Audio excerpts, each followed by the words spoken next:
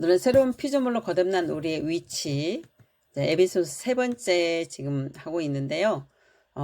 에베소서는 로마서 다음으로 가장 중요한 정말 복음이 녹아져 있는 그런 책이에요. 오늘 본문은 에베소 2장 1절에서 10절 말씀인데요. 2장 5에서 6절만 먼저 봉독하시겠습니다. 시작.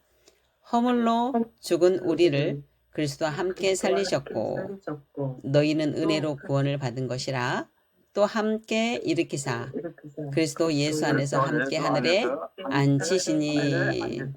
네.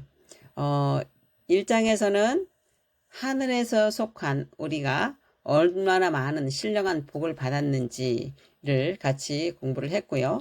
그 다음에 바울의 기도를 통해서 우리가 어떤 기도를 하고 살아야 되는지를 이야기를 했습니다. 오늘은 우리는 복음의 심장부라고 할 수 있는 지금 에베소 2장 1절에서 10절까지를 오늘 은혜를 나눌 거예요. 이 본문은 바울이 성령 안에서 하나님의 구속사역을 어떻게 이해하고 우리에게 말씀하시는지를 잘 보여주고 있고요. 특히 우리가 어떻게 구원을 받았고 지금 어느 위치에 있는지 그리고 무엇을 위해서 존재하는 일을 하나님의 시선으로 굉장히 깊이 있게 조명하고 있습니다. 첫 번째는 거듭나기 전에 우리는 어떤 존재였는지를 말하고 있습니다. 과거의 우리죠. 피조물 되기 전, 새로운 피조물 되기 전에 1절에서 3절 말씀인데요. 첫 번째는 너희의 허물과 죄로 죽었던 너희를 살리셨도다 그래요. 2장 1절에. 자, 이 헬라어 원문에서는 이 구절이 문법적으로 5절과 연결되어 있습니다. 5절에 보면은 허물로 죽은 우리를 그리스도와 함께 살리셨고 나와 있죠. 1절과 5절이 지금 그렇게 같이 나와 있습니다. 즉 죽었던 너희를 그리스도와 함께 살리셨도다. 여기서 죽었다는 단어는 네크로스예요. 헬라어로. 네크로스인데 이것은 그냥 육체가 죽은 게 아니에요. 우리 몸이 죽은 게 아니라 영적 무감각 상태. 하나님의 생명과 단절을 의미하는 거예요. 영적으로 죽었다라는 뜻이겠죠. 우리가 육체는 살아있지만 영적으로 완전히 죽어 있었음을 말하고 있는 거예요. 예수님을 믿기 전에는 완전히 그런 상태였어요, 우리가. 바울은 우리가 어떤 상태였는지를 이제 세 가지로 묘사하고 있는데요. 에베소 2장 2절 함께 봉독하시겠습니다. 시작.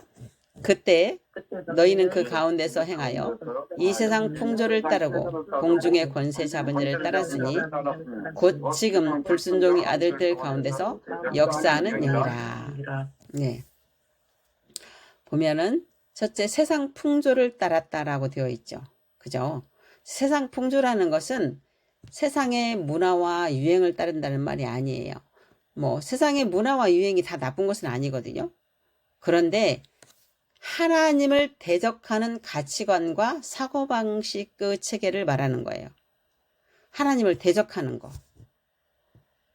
자기가 주인이 돼서 열심히 사는 것도 하나님을 대적하는 것이겠지만 그 외에 인본주의 가치관 있잖아요.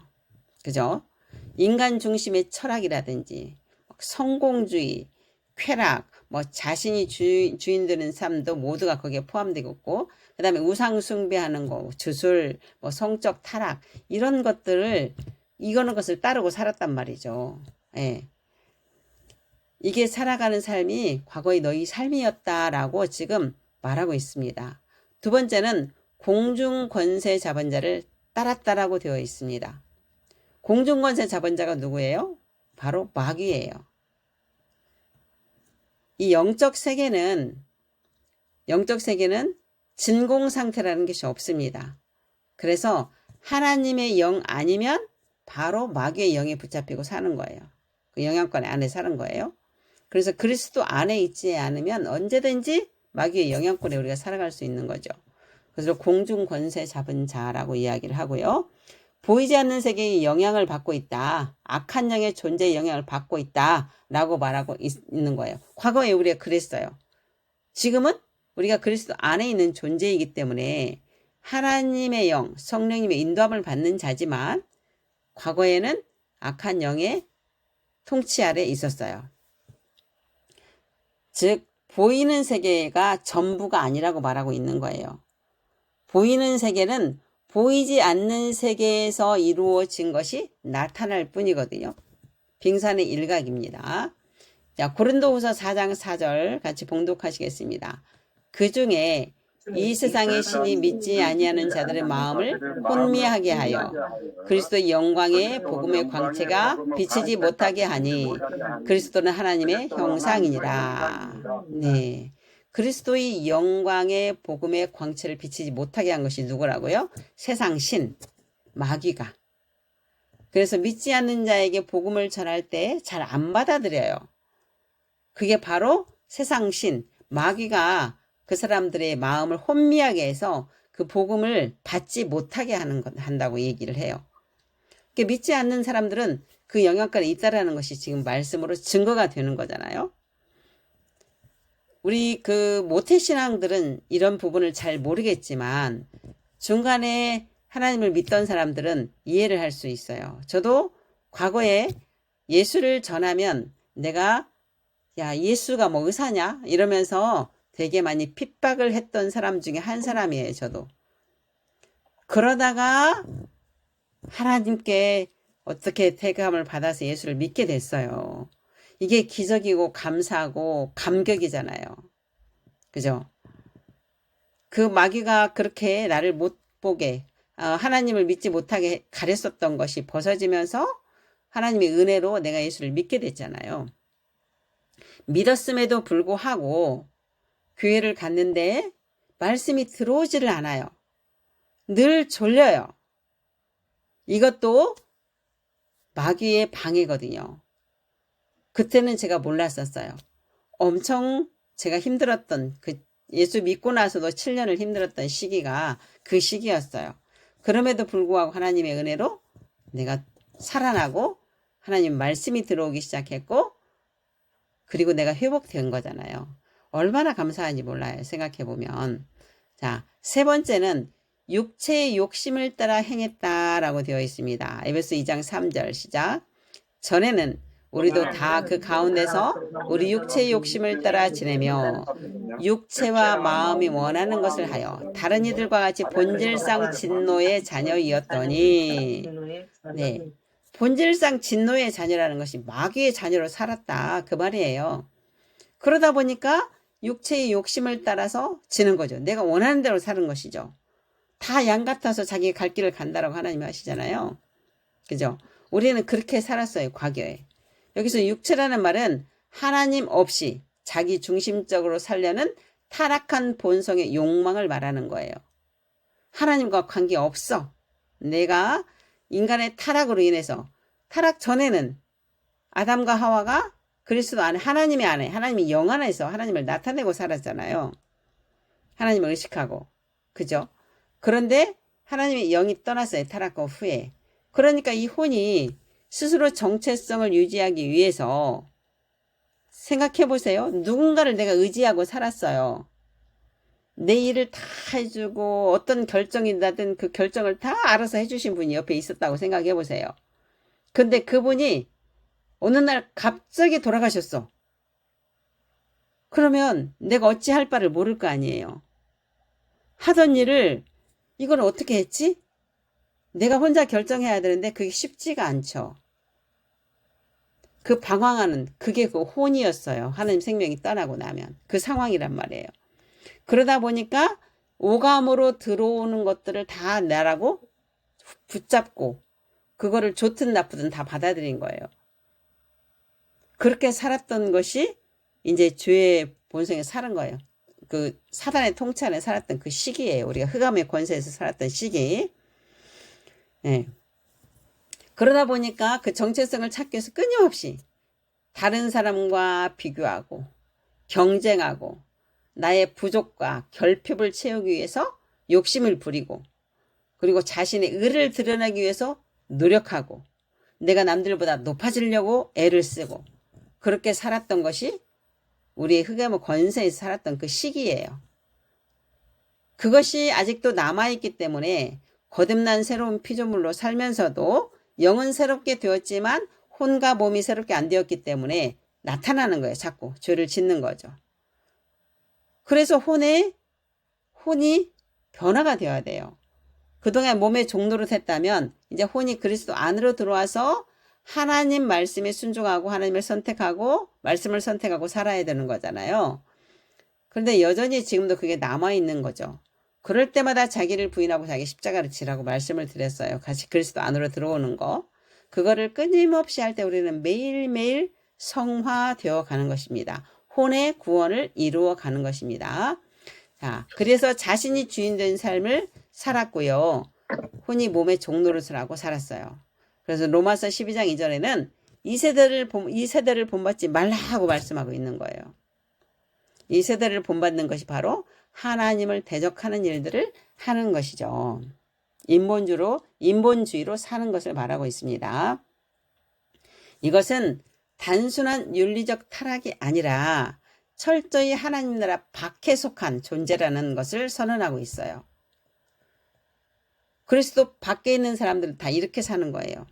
자, 아버지의 마음으로 보면은 이는 정말 그런 자녀들을 볼 때 아버지 마음이 어땠을까 한번 우리가 상상을 해보는 거예요. 여러분들 자녀들이 그렇게 방황하고 밖에서 산다고 생각해 보세요. 아마 우리 부모는 밤잠을 안 자고 애걸복걸 할 거예요. 그래서 에레미야 애가 에스겔서 읽어보시면 그 아버지의 마음이 절절히 녹아있잖아요. 말 안 듣는 이스라엘 백성들을 향해서 그 애타는 마음이 녹아있잖아요. 그 흑암의 권세에 있을 때 예수님이 오시기 전까지 아버지 마음은 정말 그 마음을 어떻게 우리가 다 표현하겠어요. 길 잃은 자식들을 향한 아버지의 마음. 누가복음 15장에서 탕자를 보세요. 돌탕 이야기를 보면 둘째 아들은 아버지의 제사를 미리 받아가지고 아버지를 떠나서 멀리 가서 살면 잘 살 거라고 생각하고 아버지가 돌아가시기도 전에 유산을 받아서 나가잖아요. 그런데 아버지를 떠난 삶이 어땠나요? 재산을 많이 가지고 나갔음에도 불구하고 허랑방탕하게 쓰면서 먹을 것도 없었잖아요. 하물며 돼지가 먹는 쥐염 열매조차 먹을 것이 없는 상황까지 벌어진 거예요. 그게 하나님 없는 삶이에요. 결국은 우리 아버지를 다시 생각하게 되고 아버지 집은 풍족하니까 내가 아버지 집으로 돌아가야지 하고 회개하고 돌아오잖아요. 하나님은 우리를 그렇게 기다리시는 거죠. 저 믿지 않는 사람들을 향해서도 그 사랑하는 마음으로 지금도 기다리고 계시는 거예요. 저들이 돌아오기를 기다리고 우리가 변화되기를 기다리고 하나님은 끝까지 인내하고 계시는 거예요. 둘째 아들이 돌아올 때 하나님은 어떻게 이제 아버지가 어땠어요?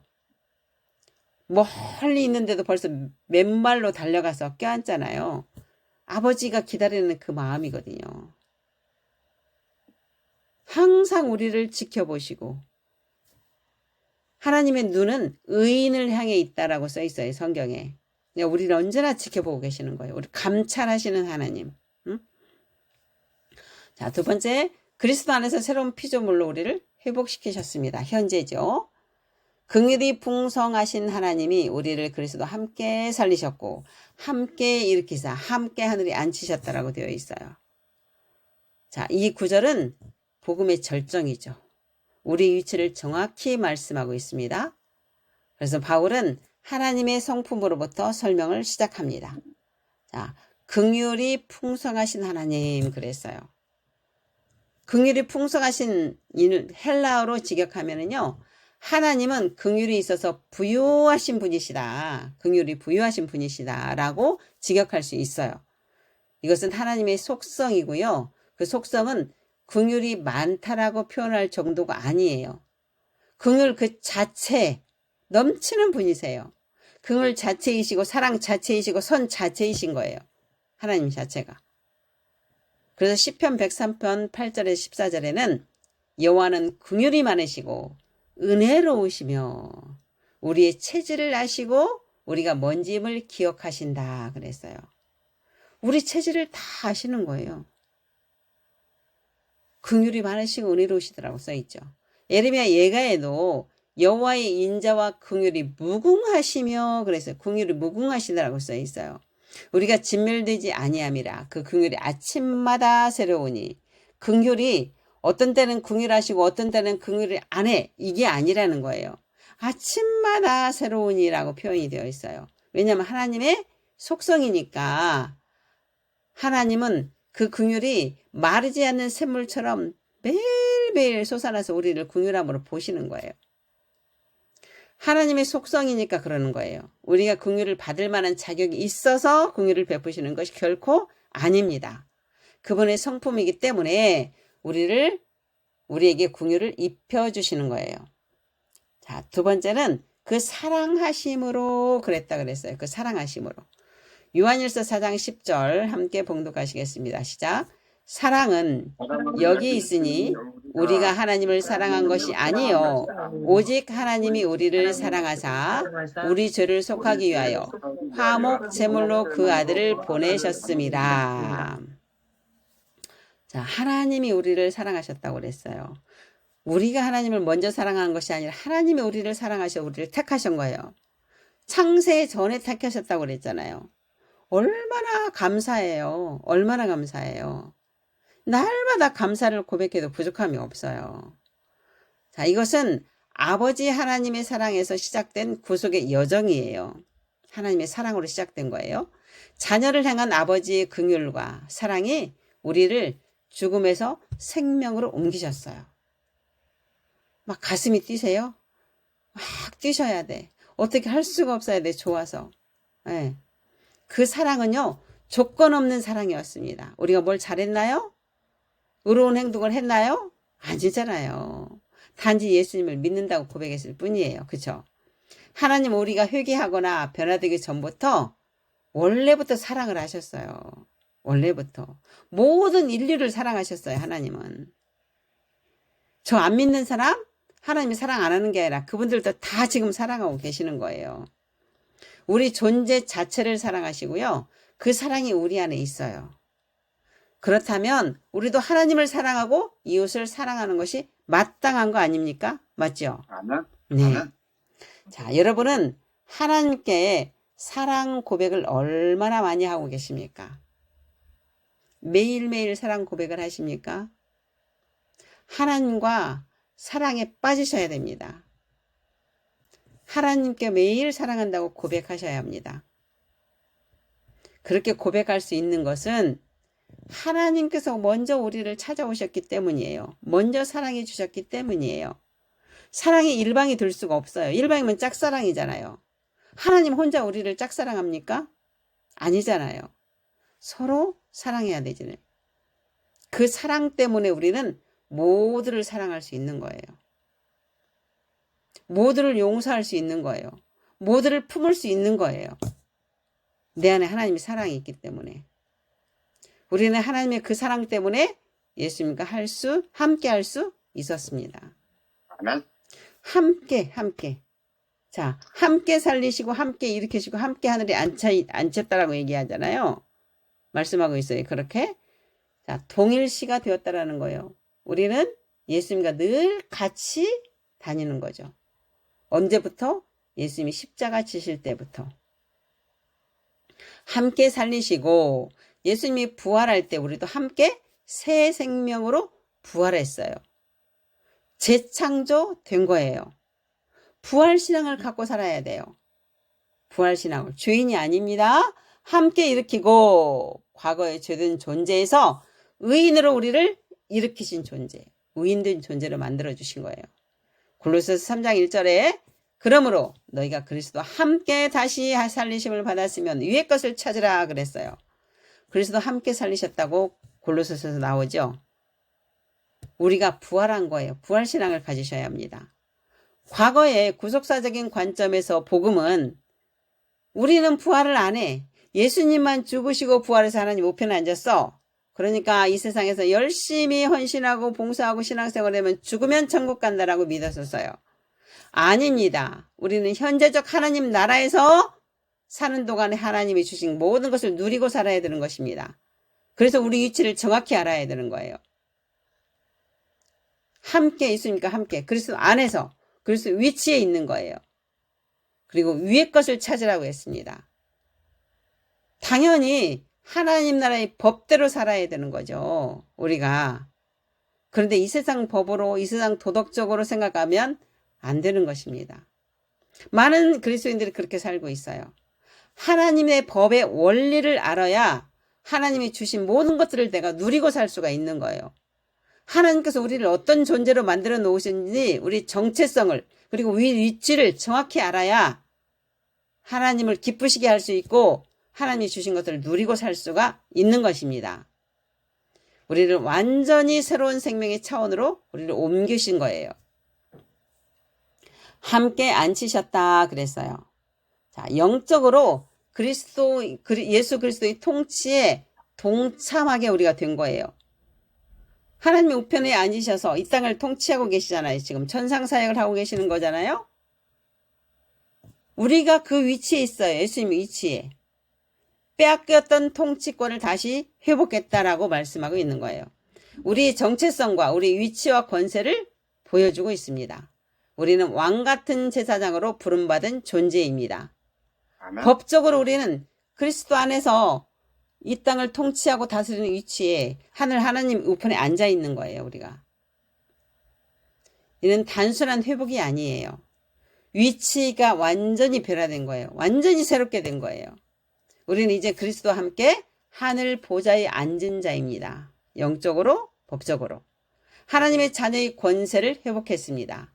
그분은 임재 안에 거하는 자입니다. 이것이 심중에 들어오십니까? 마음이 설레십니까? 아멘. 좋아서 어쩔 줄 몰라야 합니다. 자, 세 번째. 하나님의 은혜를 나타내기 위한 존재로 우리는 되었습니다. 지음받았습니다.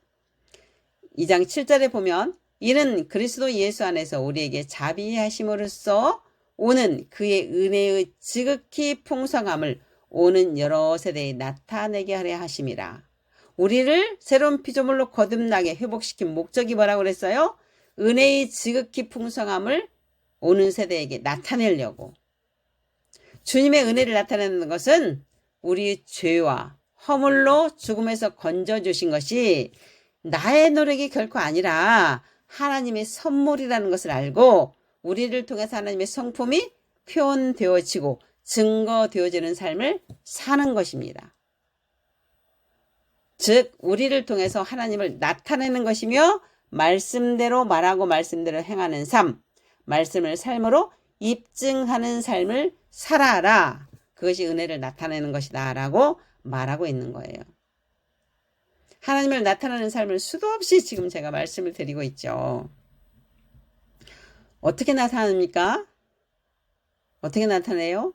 내가 과거의 삶과 지금의 똑같다면 나타낸 것이 아니잖아요. 자, 믿지 않는 사람들이 나를 과거에도 보고 지금도 보는데 똑같아. 예수를 믿어도. 그럼 어떻게 우리가 하나님을 나타낸다고 할 수 있겠어요? 과거의 삶과 지금의 삶이 달라지는 것을 보여줘야 되는 거죠. 저 사람 저렇게 사랑이 많지 않았었는데 어머 사랑이 많네. 뭐 저렇게 어쩜 저런 사람이 이렇게 탁월했었어? 이런 것을 볼 수 있게. 얼굴이 달라졌어. 인상이 달라졌어. 전에는 맨날 비실비실 아프더니 지금 건강해졌어. 이런 것을 보여줄 수 있어야 돼요. 우리가 구원받은 목적은 단지 천국행 티켓을 얻기 위함이 아닌 거예요. 죽고 나서 천국 가는 것은 아니라는 거예요. 그건 당연히 이 땅에서 현재적인 하나님 나라를 누리게 되면 그것은 당연히 가는 것이잖아요. 하나님의 은혜가 얼마나 풍성한지를 시간을 초월한 아주 우주적 무대에 드러내기 위함입니다. 이 어마어마한 우주적 세상에서 하나님의 그 풍성함을 우리를 통해서 드러내기 위한 거예요. 하나님 나라 복음을 확장하기 위한 거예요. 하나님 나라를 확장하기 위한 거예요. 이 말씀은 하나님 나라를 완성해 가시는 거대한 역사 가운데 우리가 어떤 역할을 맡았는지를 말씀하고 있어요. 우리가 그렇게 하나님의 거대한 창조 사역에 동참하는 특권을 누리라는 자라는 것을 여러분은 자부심을 가져야 돼요. 그런 특권을 누리는 자가 하나님의 말씀을 말하지 않고 부정적인 이야기를 한다거나 나쁜 생각을 한다거나 그런 것은 하나님 나라를 확장하는 것이 아니라 마귀의 나라를 확장하는 거예요. 근데 그리스도인들이 너무나 잘못한 말을 하고 있다라는 것이 마음이 정말 아파요. 하나님이 보실 때는 얼마나 마음이 아플까요? 하나님 나라를 확장하라고 하나님을 나타내라고 새롭게 해줬더니 그들은 마귀의 나라를 확장하느라고 열심히 부정적인 소리, 욕하는 소리 이러면 되겠습니까? 우리가 예수 그리스도의 대사로서 이 위대한 사명을 감당해야 합니다. 여러분을 통해서 예수님을 볼 수 있도록 해야 합니다. 바울의 마음은 교회가 이 영광스러운 사명에 눈을 뜨기를 간절히 바라고 이 편지를 쓴 거예요. 네 번째, 은혜로 말미암은 구원이에요.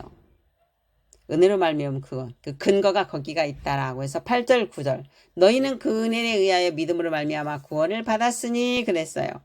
은혜라는 것은 헬라어 카리스로 받을 자격이 없는 자에게 주는 선물이에요. 우리는 아무것도 받을 자격이 없는 자였어요. 그런데 하나님께서 자발적으로 주신 구원의 선물을 의미하거든요. 그렇게 구원을 받았잖아요, 우리가.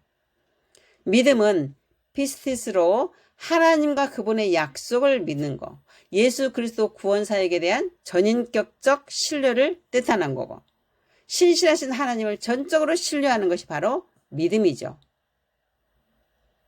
우리가 하나님을 신뢰하지 못한다면요, 하나님의 것을 하나님을 기쁘시게도 할 수 없고 하나님이 주신 것들을 누리고 살 수가 없어요. 믿음이 바로 하나님을 기쁘시게 한다고 했어요. 자, 행위에서 난 것이 아니죠. 믿음이, 이 은혜는요. 구원은 어떤 자격이 아니라 철저히 선물이라고 말하고 있는 거예요. 이것은 아버지의 사랑에서 시작된 선물이고요. 자녀에게 무조건적으로 부어주시는 은혜예요. 그 은혜로 우리가 아무것도 잘한 게 없는데 구원을 받았어요. 구원을 받았어요. 다섯 번째, 우리는 하나님의 걸작품으로 만들어진 거예요. 그냥 보통 작품이 아니에요. 걸작품이에요. 보통 사람이 아니에요. 특별한 사람이에요. 자부심이 있나요? 그런 자부심을 가지셔야 돼요. 우리는 그가 만드신 바라 10절에 우리는 어쩌다 태어난 존재가 아닙니다. 하나님의 의도와 목적과 아름다움을 담아서 창조된 존재입니다. 인간의 타락으로 죽었던 우리를 하나님께서 그 목적을 가지고 새롭게 창조한 걸작품이라는 것입니다. 그 목적대로 살게 디자인된 존재라고 말하고 있습니다. 선한 일을 위하여 지으심을 받은 자라고 하죠. 선한 일을 위해서 지으심을 받은 자. 이것이 결국은 하나님의 정체성이, 우리 하나님의 자녀의 정체성이기도 하지만 아까 은혜를 나타내는 자, 그거하고 똑같은 말씀이에요. 우리는 세상의 빛입니다. 아버지의 성품을 반영하는 거울입니다. 선한 일이 바로 위에서 말한 은혜를 나타내는 자. 같은 말이죠. 하나님의 성품을 나타내는 자, 말씀을 삶으로 입증하는 자입니다. 이 일을 위해서 우리를 새로운 피조물로 거듭나게 하셨습니다. 그리스도 안에서 하나님의 생명으로 살아가게 한 것입니다. 나 혼자 내 가족만 잘 먹고 잘 살으라고 그렇게 새롭게 한 것이 아니라는 거죠. 하나님을 나타내면 나타낼수록 내 삶은, 내 가족은 당연히 하나님이 책임지시기 때문에 더 풍성하게 살아갈 수 있게 하나님 말씀해 주십니다. 책임지시는 거예요. 사랑하는 하나님의 가족 여러분, 우리는 과거에는 영적으로 죽었던 자였고 세상의 풍조와 마귀의 지배 아래 있었으며 육체의 욕심을 따라 살았던 자였습니다. 그러나 이제는 아버지 하나님의 크신 긍휼과 사랑으로 말미암아서 그리스도 안에서 살리심을 받았고 하늘에 함께 앉혀진 통치하고 다스리는 자가 되었습니다. 그리고 지금 우리는 하나님 나라의 영광을 드러내는 존재로 살아가야 할 사명이 있습니다. 말씀을 준비하면서 정말 너무너무 감사함을 다시 한번 더 느끼는 거예요. 저는 40대 중반에 하나님을 만난 거예요. 그러니 만나기 전의 삶이 저한테는 얼마나 많은 힘든 삶을 살았겠습니까? 하나님을 만난 후의 삶이 완전히 저는 달라요. 그 과거를 생각하고 지금을 생각하면 한없는 감사와 기쁨과 진짜 눈물이 나올 정도로 날마다 감사가 터질 수밖에 없어요. 우리 각자는 아버지의 사랑으로 지으신 걸작품입니다. 걸작품이에요. 그냥 보통 작품이 아니에요. 바울은 이 복음을 교회든 우리를 향해서 간절하게 호소하고 있는 거예요. 우리가 어떤 존재로 어떤 은혜로 우리를 이렇게 새로운 피조물로 거듭나게 했고 우리 존재가 누군지를 정말 알았으면 좋겠다라는 그런 간절한 마음으로 편지를 썼을 거예요. 하나님도 우리가 그걸 알고 누리고 살라고 지금 말씀하고 계시는 거예요. 오늘 이 말씀을 통해서 우리의 정체성과 위치를 다시 한번 확신하며 아버지의 마음 안에서 아버지의 사랑 안에서 새로운 피조물로서 삶을 살아가시기를 축복합니다.